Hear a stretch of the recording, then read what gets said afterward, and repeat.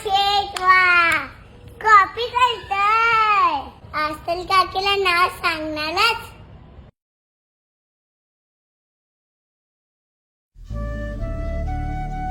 बाबा त्या दिवशी काय बोलत होते ते माहितीये? आता देश कमकुवत झालाय. त्याला भ्रष्टाचाराची वाळवी लागलीये. मला नाही माहित ते कशाबद्दल बोलत होते. बाबा मला बोलले, श्रीजा आपण आपल्या फायद्यासाठी भ्रष्टाचाराला खतपाणी घालायचं नाही. मला ते पण नाही समजलं. पण तुझी कॉपी सीमा काकीला सांगू नये म्हणून तू ही गॅटपाणी मला दिलीस ना, तेव्हा मला समजलं ह्याला भ्रष्टाचार बोलत असतील. काय झालं? मला एक गॅटपाणी नाही मिळाली तर पण कॉपी करून तुझं नुकसान नक्कीच होईल.